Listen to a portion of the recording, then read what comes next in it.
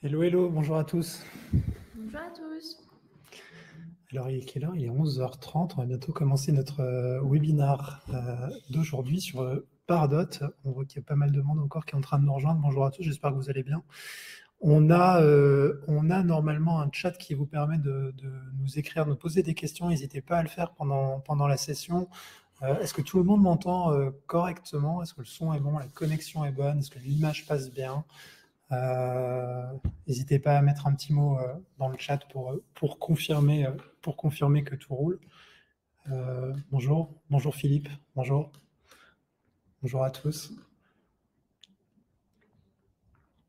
Ok, bon, ça a l'air de fonctionner. On va démarrer du coup tranquillement sur ce webinar.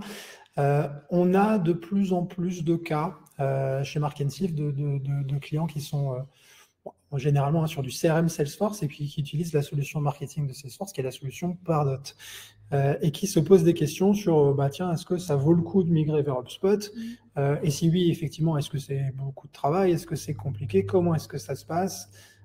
Et comment est-ce que j'organise finalement mon temps et mon équipe et mes ressources, etc. pour y arriver? Et c'est un sujet qu'on s'est aujourd'hui attelé à traiter avec Christina sur ce webinar. Donc moi, pour ceux qui ne me connaissent pas, je suis Christian Neff, je suis consultant senior chez Mark & Sieve, je suis aussi le dirigeant de cette fine équipe. Et je suis aujourd'hui avec Christina. Tu veux dire un petit mot? Bonjour à tous. Du coup, Christina Supposta, enchantée. J'ai rejoint Mark & Sieve il y a plus de 3 ans. Et à l'époque, pour la petite anecdote, je travaillais dans mon ancienne entreprise sur Pardot. Et j'ai rejoint l'agence et j'ai pas mal travaillé avec mes consultants du coup sur des projets de migration Pardot Salesforce vers HubSpot. Et c'est pour ça que je vais accompagner aujourd'hui Christian sur cette thématique et j'espère qu'on répondra à toutes vos questions. Super casting. Et du coup, chez Mark & Sieve, on est pour ceux qui ne nous connaissent pas, on est du coup une quarantaine de personnes. On existe depuis un peu moins d'une dizaine d'années maintenant. On a accompagné plus de 400 clients. On est un prestataire BPI, on est un Elite Partner HubSpot, qui est le plus haut niveau de partenariat. Et puis on est aussi un organisme de formation Calliope, c'est-à-dire qu'on est certifié pour faire des formations qui sont éligibles au financement OPCO pour nos clients sur des outils, sur des méthodologies, marketing, CRM, RevOps, etc., etc. Et on a une offre de service qui est assez large puisqu'on fait du consulting dans le cadre de notre approche Rebel, Rebel Resolve, Build, Execute et Learn. Donc du consulting, de l'intégration, mettre en place des outils de CRM, des outils de marketing automation, des sites internet et généralement un mix des trois avec potentiellement des intégrations tierces, du support Ops, RevOps, grosse, et puis évidemment de la formation. On vit dans un écosystème aujourd'hui où ces outils-là sont censés être de plus en plus faciles à utiliser, sont faits pour être mis dans les mains des équipes. Nous, on croit beaucoup à ça. Et HubSpot aussi. Et effectivement, notre but, c'est de vous mettre le pied à l'étrier pour que vous soyez le plus autonome possible dans ces technologies. Alors, on va rentrer dans le dur de notre webinaire d'aujourd'hui. Donc, comment est-ce qu'on réussit finalement cette migration? On a voulu le traiter en 4 grands volets. Il y a effectivement un premier sujet qui est de se dire comment, finalement déjà, pourquoi, de quoi on parle, c'est quoi HubSpot versus Salesforce Pardot, c'est quoi les grandes différences, quelles sont finalement les situations, les cas d'usage qui à un moment peut-être vous orientent ou ont orienté certains de nos clients vers le fait de migrer. Je pense que si vous êtes ici, c'est aussi potentiellement que c'est un sujet sur lequel vous avez des questions et ça vous pose, en tout cas, c'est un domaine de réflexion pour vous. Et puis, on a essayé de vous baliser finalement ce chemin de j'ai Pardot et puis je sens qu'il y a quelque chose qui peut être amélioré j'ai un HubSpot en place qui fonctionne et qui tourne bien. Donc, comment est-ce qu'on passe de l'un à l'autre sans oublier quoi que ce soit et puis faire en sorte que tout se passe pour le mieux dans le meilleur des mondes. Alors, sur le pourquoi migrer, déjà, il faut savoir de quoi on parle. Donc, vous avez ici représenté de manière un peu simpliste un schéma où on voit 3 grands ensembles. Sur la gauche, vous avez la partie website. Donc, toutes les entreprises ont un site internet. Un site internet, c'est généralement fait pour générer des leads, pour être visible, pour générer de l'audience. Et c'est le front client. Donc, ce site internet, il peut être fait en HubSpot CMS, mais il peut être fait en n'importe quel CMS du marché, on a Drupal, WordPress, Joomla, etc., etc. Et puis, on a notre CRM sur la partie droite qui est soit du HubSpot CRM, soit du Salesforce. Si vous êtes ici aujourd'hui et si vous êtes équipé par d'autres, il y a de fortes chances qu'effectivement que Salesforce soit votre CRM. Et puis, entre les deux, on a notre outil de marketing automation dont le rôle, c'est finalement de trier, scorer, segmenter, automatiser tout un tas d'activités marketing, data, et qui finalement peut être dans votre situation, si vous êtes sur Pardot, Pardot, et qui demain pourrait être HubSpot.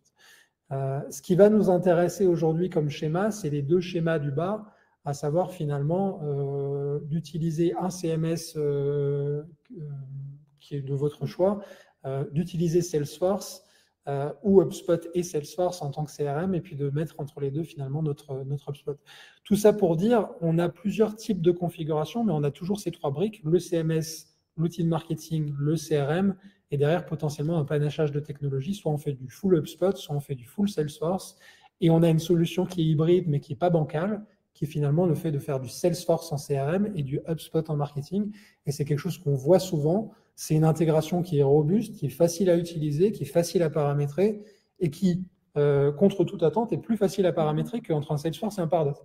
Et ce qui n'est pas forcément hyper intuitif, parce qu'on dit Salesforce, c'est Pardot, c'est super bien intégré, et HubSpot, c'est un autre outil, ça va être mal intégré. Ben, dans les faits, c'est finalement pas si vrai que ça, puisqu'un HubSpot s'intègre particulièrement bien avec un Salesforce. Donc toujours dans cette direction-là, quelques éléments de comparaison aussi. Donc HubSpot est une solution historiquement marketing, c'est leur premier métier. Donc ils ont sorti cette solution qui était dédiée à l'inbound marketing à l'époque, hein, donc avec la possibilité de représenter tous ces outils du marketing automation, à savoir les landing pages, les emails, les automatismes, etc., et qui propose une synchronisation native depuis très longtemps avec Salesforce.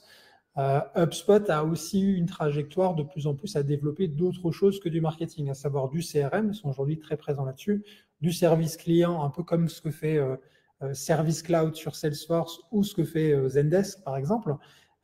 Et de plus en plus, du coup, on a un outil qui devient all-in-one, CRM, marketing, service client et même CMS, hein, donc le site internet complet. Ça, c'est pour finalement la trajectoire d'HubSpot avec une signature, pour faire simple, qui est très orientée vers la facilité d'utilisation. Chez HubSpot, on a un outil qui globalement est assez facile à prendre en main. On est devant un écran HubSpot, on sait où sont nos contacts, on va réussir à trouver où sont les emails. On va avoir beaucoup de fonctionnalités qui sont très intuitives. Créer un email, créer une landing page, etc. C'est facile à faire. Salesforce, donc pour la partie Pardot, qui est la solution marketing, c'est pas une solution qui a été développée par Salesforce, hein, c'est une brique à un moment qui est venue enrichir. À un moment, ils ont fait souvent des acquisitions. Sur la partie BI, ils ont racheté Tableau. Sur la partie communication d'entreprise, à un moment, ils ont racheté Slack. C'est une entreprise qui vraiment vient du CRM et c'est leur produit historique. Et ils ont eu l'habitude, et ils ont toujours l'habitude aujourd'hui, de faire des grandes acquisitions pour venir compléter cette suite Salesforce. Donc, on a technologiquement parlant un outil à un moment qui est venu s'accoler à une brique existante qui était Salesforce. Donc, c'est deux écosystèmes différents. Et ce n'est pas le produit central sur lequel Salesforce s'est construit, c'est plutôt voilà, une acquisition, je ne veux pas dire un porte-clés, mais un outil en tout cas adjacent qui est venu compléter la stratégie de Salesforce. On a, tu veux dire un mot là-dessus, Christine ?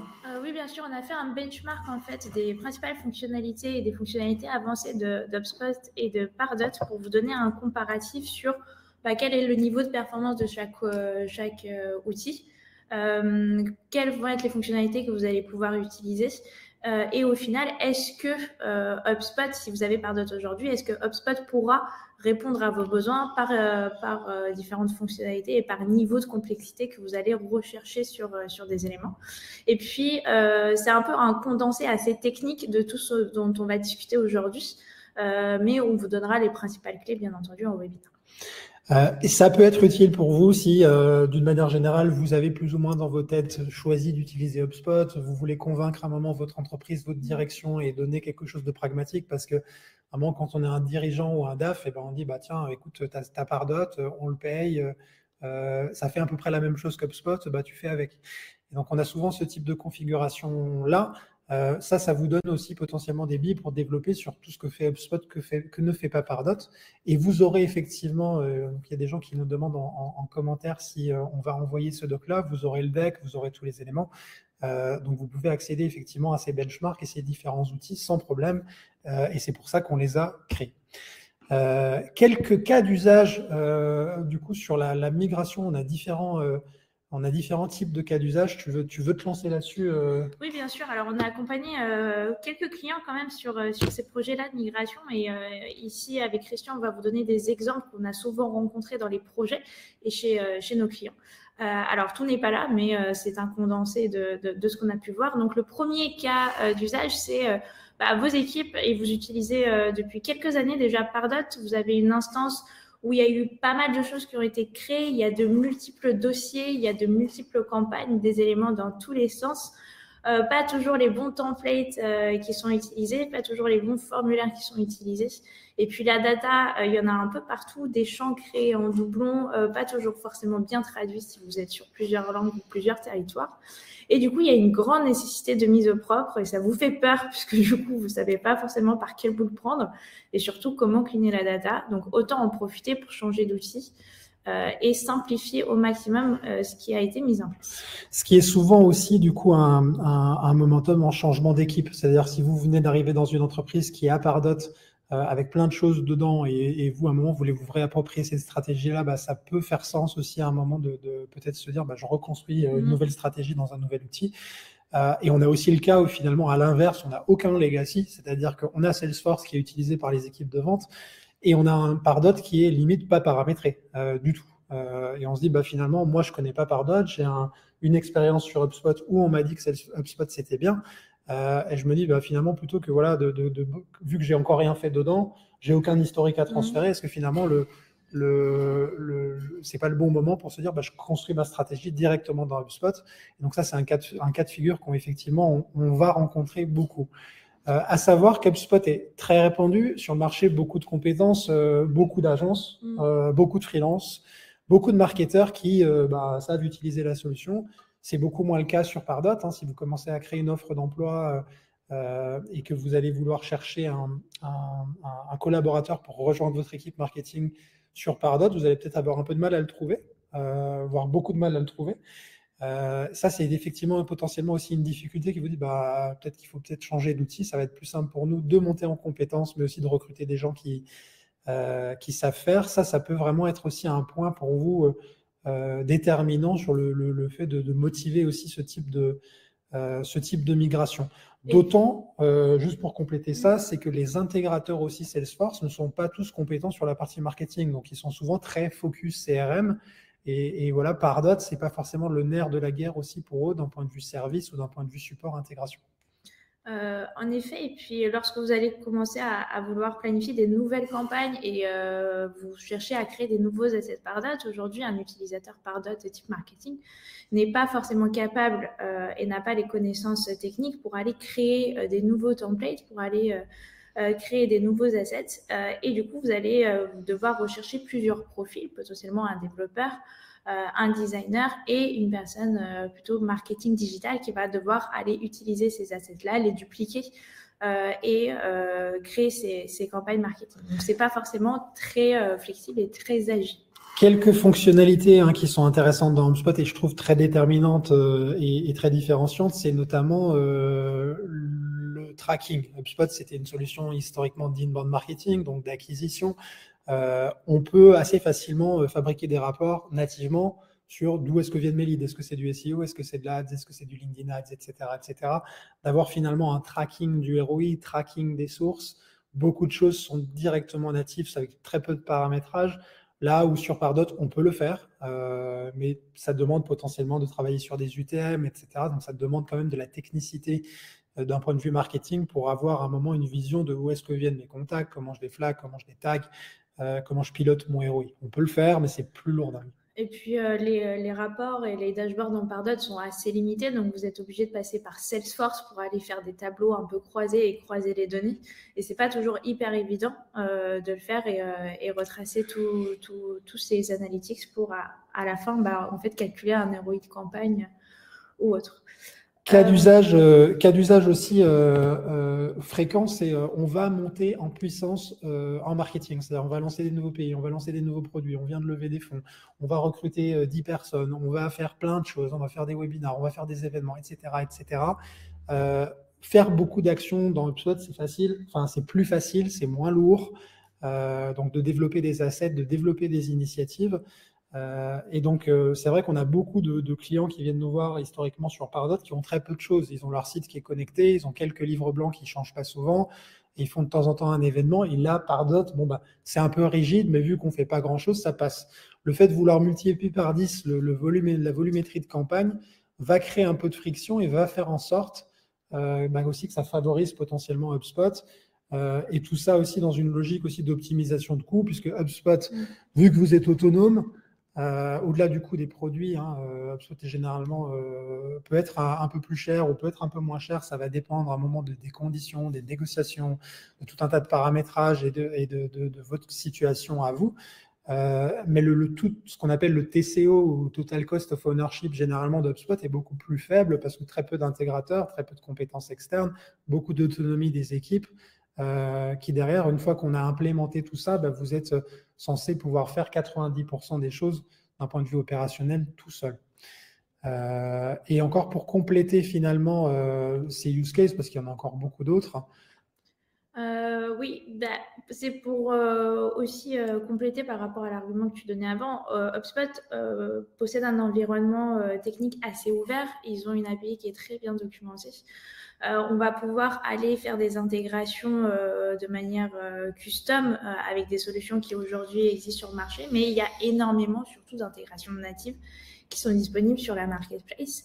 Et c'est un cas d'usage qu'on a souvent rencontré, des équipes marketing qui souhaitent accélérer dans leur stratégie marketing digital, aller booster leur levier d'acquisition, qui vont devoir utiliser un certain nombre de fonctionnalités autres et d'outils autres pour booster justement ces leviers d'acquisition, et qui vont devoir les intégrer à leur CRM marketing et mettre à disposition de leurs équipes marketing pour faire des actions d'activation et de nurturing. Aujourd'hui, dans Pardot, ça prend du temps. Il y a surtout une brique intégration qui est assez conséquente et assez importante, et c'est pas toujours très évident et surtout très rapide de faire ces intégrations-là. C'est parfois pas possible. Alors qu'au contraire, avec un outil comme HubSpot, ça va beaucoup plus vite et c'est beaucoup plus simple. J'insisterai sur 2 derniers use cases et puis après on va avancer quand même dans le sujet de la migration.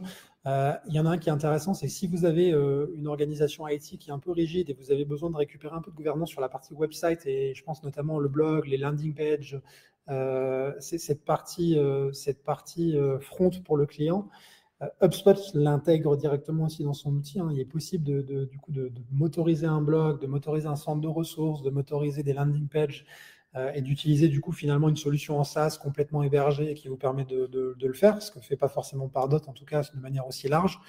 Et puis il y a un dernier cas d'usage qu'on voit de plus en plus et qu'on voulait mentionner ici, c'est l'évolution aussi des organisations marketing. On a de plus en plus aussi, quand on a des organisations de vente classiques, SDR, BDR, Account Exec ou Customer Success, avec la chronologie du cycle de vente, on a de plus en plus les gens qui vont faire la chasse ou les gens qui vont faire la qualif qui sont rattachés au marketing d'un point de vue organisationnel. Et se dire que ces équipes-là travaillent dans le même outil, c'est assez intéressant de se dire, bon, bah tiens, on a un HubSpot marketing qui fait les landing pages, l'acquisition, etc. On a une équipe de BDR qui travaille aussi directement dans HubSpot, parce qu'HubSpot est aussi un CRM, ce que n'est pas Pardot, donc avec la possibilité derrière de loguer des emails, etc., one-to-one. Donc ça crée aussi possiblement des fonctions, des organisations techniques hybrides. Salesforce CRM qui est paramétré avec des fonctionnalités presque de l'ordre de l'ERP, des devis, du suivi, de la facturation, du stock, etc., etc. Et un HubSpot qui gère le marketing et gère potentiellement aussi les premières étapes de qualification qui sont directement dans le prolongement du marketing. Et ça, c'est des cas d'usage qui sont intéressants. D'un point de vue pricing, vous avez toutes les infos qui sont disponibles sur les sites. On ne rentrera pas énormément dans le détail, mais on a sur HubSpot, ce qui est aussi différent, c'est qu'on a une version gratuite, donc un peu de tracking, un peu d'emailing. Ce sont des choses que vous allez pouvoir tester. Il y a des versions d'essai aussi de 30 jours qui sont gratuites, on vous a mis les liens dans la présentation, vous les aurez à la fin. Mais il y a pas mal de choses pour monter en puissance peut-être un peu plus facilement avec les solutions gratuites ou les solutions starter versus Salesforce. Pardot, voilà, il faut déjà Salesforce, il faut rajouter Pardot, c'est un peu long, c'est des gros contrats. Sur HubSpot, c'est peut-être un peu plus flexible, c'est aussi plus facile à mettre en place, à tester de votre côté. Donc ça, c'est un point qui est à noter. Et voilà du coup les principaux cas d'usage généralement qui motivent cette migration. Il y en a plein d'autres, mais vraiment toujours dans cette logique si on devait le résumer, hein, de facilité d'utilisation, d'autonomie, de montée en puissance, de reprendre le contrôle sur l'alignement marketing-vente, et puis vraiment de créer une machine où le marketing voilà, est central, et c'est finalement l'outil dans lequel le marketing va passer le plus clair de son temps, hein, pour piloter cette acquisition, cette activation, avec une connexion et une intégration forte avec Salesforce derrière. Les facteurs à prendre en compte. Oui, notre objectif aujourd'hui, c'est de vous aider justement, vous aider à planifier votre migration et à faire gaffe aux principaux sujets qu'on a pu observer chez nos clients. Et le premier, c'est bien identifier vos objectifs business. Quels vont être les cas d'usage que vous allez devoir déployer sur HubSpot? Ce qui est important à prendre en compte, c'est que ce que vous faites aujourd'hui dans Pardot ne va pas être répliqué à 100% dans HubSpot. C'est un autre outil, c'est d'autres fonctionnalités, c'est un outil qui est beaucoup plus agile. L'idéal, c'est d'identifier ce que vous voulez faire sur un futur assez proche et à moyen long terme, et de bien identifier vos objectifs et identifier les parties prenantes qu'il va falloir impliquer dans ce projet de migration et et les équipes notamment qui vont devoir utiliser l'outil à terme.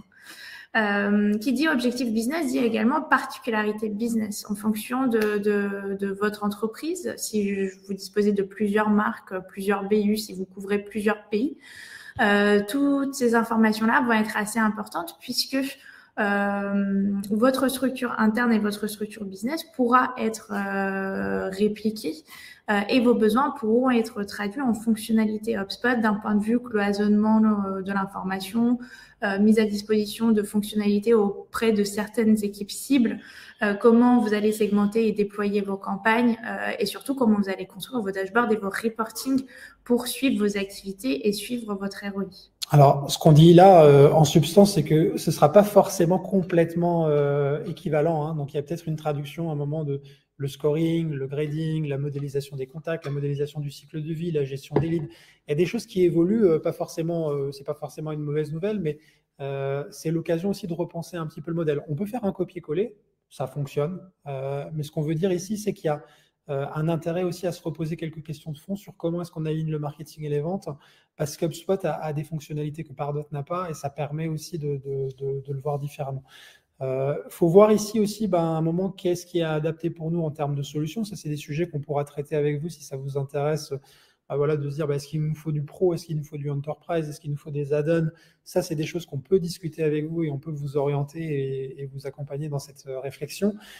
Et puis, on a aussi cette logique de c'est un projet, comment est-ce que je m'aligne avec aussi le renouvellement potentiellement de Pardot, parce que voilà, je vais débrancher Pardot à un moment, j'ai Salesforce qui tourne, combien de temps à l'avance je dois m'y prendre, qui je dois impliquer dans ce projet-là. Alors évidemment, ça dépend de plein de paramètres. Ça dépend effectivement de qu'est-ce que j'ai fait dans Pardot, qu'est-ce que je veux garder, quelles sont mes ambitions derrière. On va souvent gérer ce type de projet-là. L'ordre de grandeur, c'est entre 1 et 2 mois. Ça, c'est assez classique. On peut le faire plus vite. C'est pas forcément problématique. Ça dépend de votre autonomie, ça dépend de ce que vous voulez faire, mais c'est pas forcément un projet IT qui est non plus incroyablement compliqué. On n'est pas en train de déployer SAP, on est en train de migrer finalement de solutions marketing. L'intégration ne va pas être technique non plus. On ne va pas sur-solliciter non plus la DSI ou l'IT du côté de votre côté. Et on ne va pas non plus solliciter l'intégrateur Salesforce éventuellement avec lequel vous allez travailler si vous gardez Salesforce. Donc d'une manière générale, c'est un projet qui est quand même assez light. Ça pose un peu de structuration et je pense que c'est intéressant de se poser les bonnes questions, mais on va rester sur quelque chose qui est quand même globalement hyper gérable. Alors, comment on va gérer tout ce qui est legacy? Et là, on tenait à vous rassurer, c'est qu'on ne va pas forcément tout migrer, surtout si vous utilisez Pardot depuis plusieurs années. On va identifier, et l'objectif, ça sera d'identifier, de migrer ce dont on a réellement besoin. On va aussi en profiter pour améliorer les pratiques et non pas forcément les reconduire directement dans HubSpot. C'est que HubSpot, c'est un outil différent, c'est des outils qui vont vous permettre de faire plus de choses et forcément, ça va modifier vos pratiques et on espère que ça va améliorer vos pratiques et vos process en interne. Donc, c'est l'occasion de modifier et d'accélérer tout ça et également en profiter pour nettoyer la donnée. Plusieurs mois, voire années d'utilisation, c'est beaucoup de champs qui ont été créés, c'est beaucoup de prospects beaucoup de listes et beaucoup de segments dans Pardot qu'on peut cleaner et qualifier avant du coup de tout migrer sur votre nouvel outil. Et finalement, la data, qu'est-ce que ça veut dire, hein? Donc, quand on veut migrer de la donnée, dans HubSpot, on va avoir le même modèle de données standard que dans Salesforce. On a des contacts, on a des entreprises, on a des deals. On peut avoir des objets custom aussi. Donc ça, c'était un moment quelque chose qu'on n'avait que dans Pardot. On l'a aussi maintenant dans HubSpot, c'est possible. Et on a aussi les activities. Donc, on a les noms, prénoms, email, par exemple, sur les contacts. On a la même chose sur les comptes avec le chiffre d'affaires, la taille de l'entreprise, le secteur d'activité. Sur les opportunités, ben, on a le montant, le statut, les produits, etc. Un certain nombre de choses qui véhiculent, qui en tout cas se positionnent sur ces différents objets. Et puis ensuite, on a les événements et on a l'historique des campagnes. On a des données un peu plus compliquées à récupérer, mais en tout cas qu'on peut aller chercher sur Salesforce Pardot et venir injecter dans HubSpot sous réserve qu'effectivement, ça reste pertinent et qu'on veut le faire. Ça ne sert à rien de récupérer nos vieilles casseroles. Concentrons-nous sur le futur et sur ce dont on va avoir besoin pour être capable de voir et d'agir d'un point de vue marketing et d'un point de vue commercial. Du coup, les grandes étapes de votre projet de migration, comme vous l'avez compris, la première étape, c'est la définition du cahier des charges. Ensuite, vous allez en profiter pour faire un audit de vos principaux cas d'usage et vous allez remapper du coup tous les processus métiers qui est impliqué à quel moment et comment on va devoir transiter la donnée. Troisième étape, c'est la construction d'un plan de déploiement technique et bien entendu suivi de l'implémentation technique de l'outil. On va vous montrer quelques exemples de ces 4 premières étapes et on va vous donner des billes et des outils pour les réussir au mieux.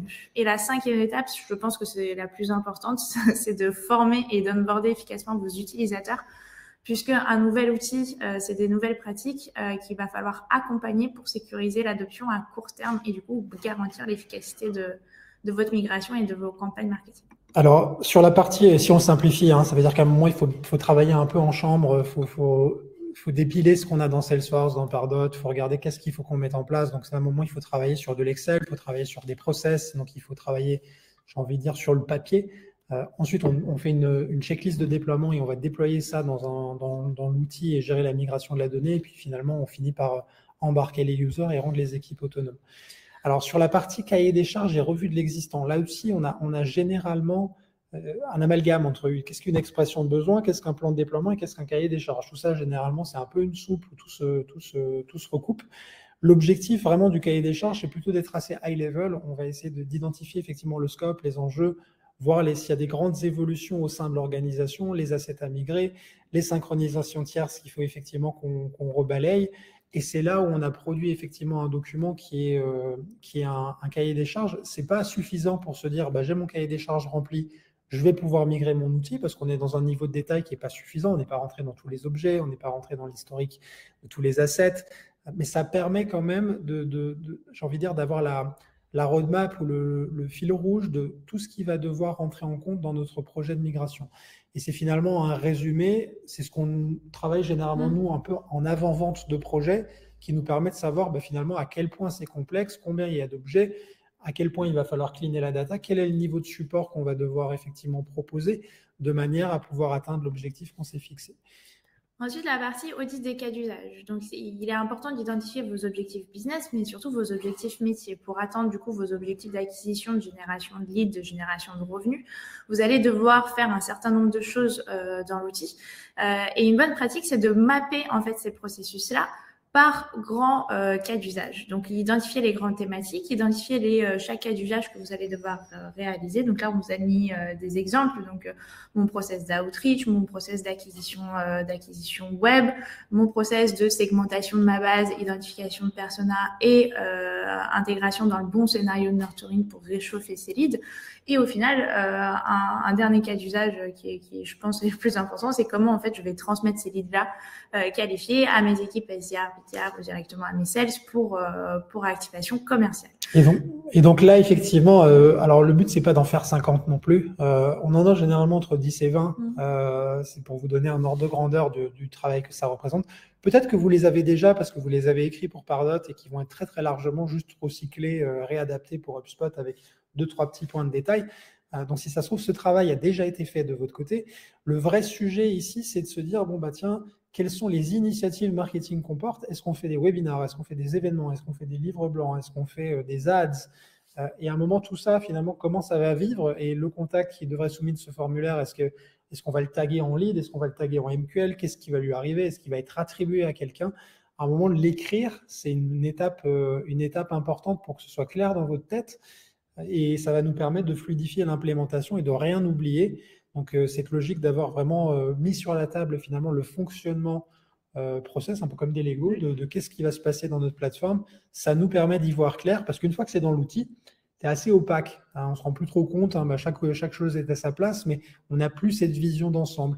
Et c'est quelque chose qu'on essaie de garder de notre côté et de maîtriser, de manière à être capable de proposer un vrai plan de déploiement.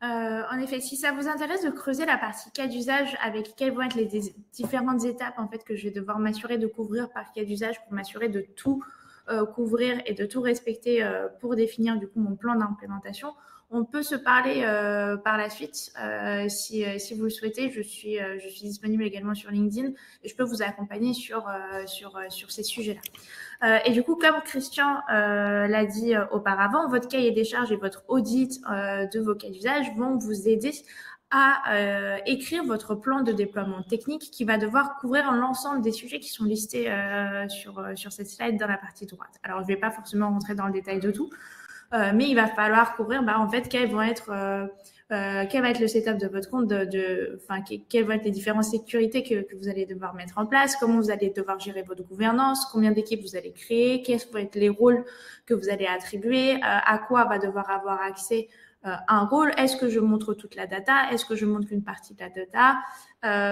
comment j'accompagne le setup de tout ce qui est RGPD dans votre instance, comment vous allez migrer vos centres de préférence sur Pardot vers un centre ou plusieurs centres de préférence mail dans HubSpot, comment migrer tout ce qui est gestion de cookies, vos données de cookies.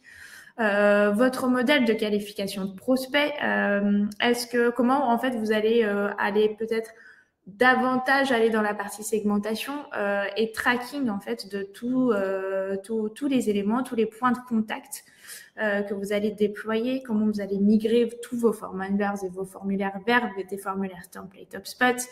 Et la grande partie, il y en a deux, c'est la migration de vos assets landing page, de vos templates email sur HubSpot. HubSpot dispose de fonctionnalités très agiles en drag and drop qui vous permettent de faire beaucoup de choses customisées de vous-même sans forcément passer par l'étape développement technique. Et comment vous allez faire votre synchronisation CRM, donc bien tout documenter, c'est la clé pour réussir votre implémentation. Et donc, un plan de déploiement, c'est généralement que ça prend la forme d'un Excel qui va être entre 50 et 300 lignes. Ça dépend, généralement, c'est sur l'ordre de grandeur. Ça peut être plus si vraiment c'est très complexe, mais qui va être finalement un détail très micro et très actionnable de tout ce qui doit être mis en place pour qu'à un moment, on n'ait rien oublié, autant sur la partie GDPR que sur la partie contenu, que sur la partie data, etc., etc. Voilà un exemple de comment on le structure habituellement. Hein. On fait quelques ateliers où on va rebalayer ces thématiques. Je ne rentre pas forcément dans le détail, mais c'est pour vous donner une idée de ce à quoi ça peut ressembler quand on est en mode projet, pour finalement rebalayer ensemble ça et vous aider à prendre des décisions et supporter vos arbitrages. Et voici l'Excel dont parlait Christian, donc le plan de déploiement avec un premier onglet et tous les éléments qu'il va falloir configurer dans HubSpot. C'est de manière assez macro et il y a un deuxième onglet par élément, en fait, le listing de tous les workflows que vous allez devoir créer, par exemple, pour traduire vos engagement programmes, vos automation rules, toutes les listes actives et statiques que vous allez devoir créer dans HubSpot pour aller filtrer votre base de données correctement et retrouver, en fait, tous vos segments que vous activez et ainsi de suite. Et ce qui est important de voir, c'est que dans ce plan de déploiement, c'est bien de prioriser les actions, c'est bien de statuer sur ce qui reste à faire, d'identifier le temps nécessaire et surtout d'identifier des owners chez vous en interne, puisque une personne peut le faire, mais ça prend du temps. Il est recommandé d'impliquer votre équipe, puisque c'est également l'occasion de vous diviser les tâches et de onboarder votre équipe à se faire la main. Alors, le but là, c'est pas non plus de vous faire peur. Hein. Si vous avez 2 livres blancs, on est dans l'ordre de grandeur de ces quelques heures, en fait, ces différentes tâches. Mais elles doivent être quand même gérées. On n'est pas forcément sur quelque chose de très lourd et très compliqué. C'est juste qu'il faut être organisé. Et donc après, on a finalement le delivery de tout ça. Hein. L'objectif, c'est d'implémenter et de mettre en place cette technologie. et puis d'implémenter aussi cette synchronisation entre HubSpot et Salesforce qui, encore une fois, je le répète, est hyper facile à manipuler d'un point de vue technique. Là, vous avez un exemple d'écran où on va retrouver différents types d'onglets sur la partie haute avec l'état de la synchronisation. Donc, si vous avez des erreurs, vous êtes capable de les identifier facilement. Les paramètres de la synchro, de qu'est-ce qui passe d'HubSpot vers Salesforce, de Salesforce vers HubSpot. Est-ce qu'on crée des leads? Est-ce qu'on crée des contacts? S'il y en a un qui est supprimé d'un côté, est-ce que je le supprime de l'autre? Les mappings d'objets, c'est-à-dire est-ce que je vais synchroniser tous les champs contact, email. Est-ce que je garde la valeur Salesforce? Est-ce que je garde la valeur HubSpot? Et etc., etc. Donc, tout ça, on va pouvoir effectivement le fine-tune directement avec un front directement dans HubSpot, c'est un outil natif. Et puis, on a aussi une petite interface que vous voyez ici, qui est le petit Visual Force qui est sur la bas de la slide, qui est la fenêtre qu'on va venir injecter dans Salesforce et qui va permettre aux commerciaux aussi de voir ce qui se passe dans le marketing. Et ça, c'est intégrable par n'importe qui, c'est très, très simple à faire et il n'y a pas de développement spécifique à prévoir. Donc ça, c'est vraiment sur la partie synchro, c'est quelque chose qui est un non-sujet à partir du moment où, d'un point de vue process, ça a été particulièrement bien backé. On est vraiment dans une intégration native, c'est pas une intégration locale, c'est pas une intégration custom, c'est vraiment une intégration qui est complètement prévue historiquement déjà par HubSpot. Et puis, on finit par la formation. La formation, alors, on va prévoir généralement des programmes adaptés au cas d'usage. Vous vous souvenez, c'est ces listings d'actions qu'on prévoit au début des projets. De faire en sorte que votre équipe sache faire de l'événement, sache faire du webinar, sache faire des newsletters, sache faire les campagnes, etc., que vous avez prévu pour votre croissance, directement avec l'outil, dans votre environnement, avec votre data. Et c'est comme ça qu'on s'assure effectivement que l'outil soit adopté et que ça se passe pour le mieux du monde. Et puis, on voulait vous laisser avec quelques bonnes pratiques et quelques erreurs à éviter. C'est assez général, mais je te laisse finir là-dessus.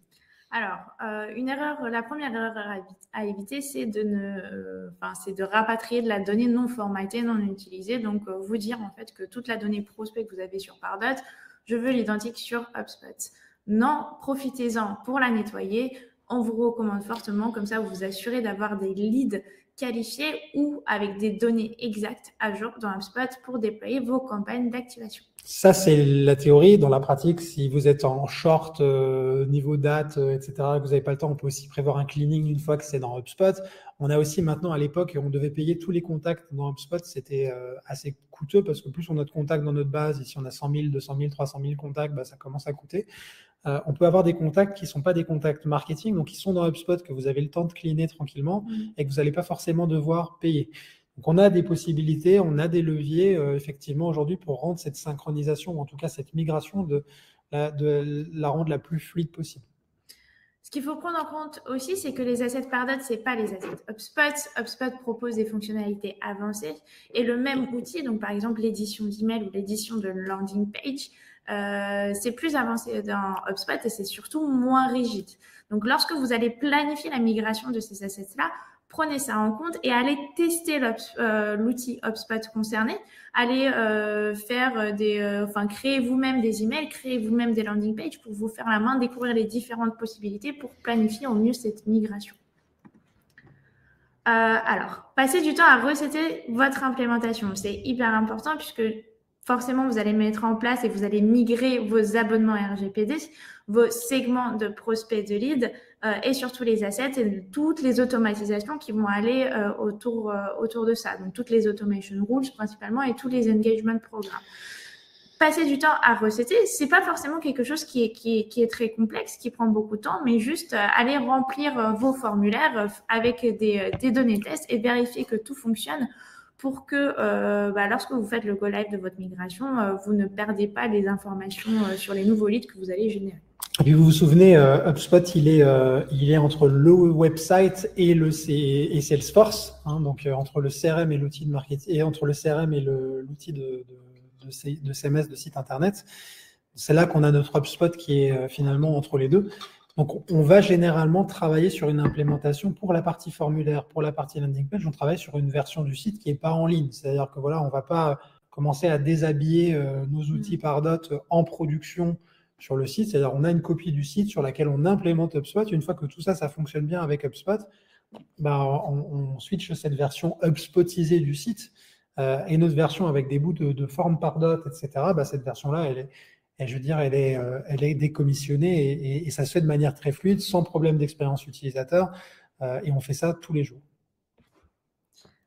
La partie formation, comme on l'a dit, est clé. Donc, prévoyez bien cette partie-là dans votre plan de migration et formez les utilisateurs par rôle, par différents cas d'usage que vous avez identifiés et par équipe pour vous assurer qu'ils soient autonomes dans la prise en main. HubSpot est un outil hyper intuitif et vous verrez que avec une bonne formation et des bonnes sessions personnalisées de formation, vos utilisateurs seront autonomes très rapidement sur l'outil.